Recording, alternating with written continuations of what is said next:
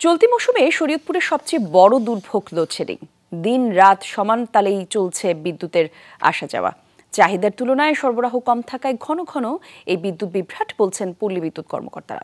Design, elegance, beauty, সেরা পণ্য সবার জন্য জেভিকো।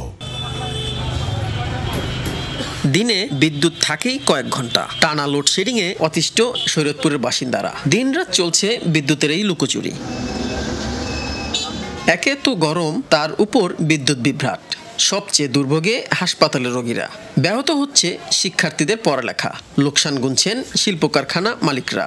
যেই পরিমাণ লোডশেডিং আমাদের শরীয়তপুরে হচ্ছে, দিনে রাতে সব মিলে 8 থেকে 9 বার করে লোডশেডিং হচ্ছে। আমাদের যেই ফ্রিজিং আইটেমগুলো থাকে, এই আইটেমের ভিতরে আমরা চাইলেও এখানে একটা ফ্রিজিং আইটেম, একটা ইনসুলিন বা একটা সাবুজার বের করতে পারছি না। রাত্রেও খুব সমস্যা করে, 3-4 বার কারেন্ট যায়, ঘুমাইতে পারি না। দিনও খুব সমস্যা। কিছুক্ষণ পর পর মাঝখানে এরকম হয় যে হয়তো বা হাফ অ্যান আওয়ার ইলেকট্রিসিটি আছে, আবার নাই। তো এই যে এই ব্যাকআপটা দেওয়ার জন্য আমাদের জেনারেটর সার্ভিসটা খুব ভালোভাবে চালু রাখতে হচ্ছে। পল্লী বিদ্যুৎ সমিতি জানায়, জেলায় গ্রাহক চাহিদার বিপরীতে আছে সরবরাহ ঘাটতি। সে কারণেই বাড়ছে লোডশেডিং।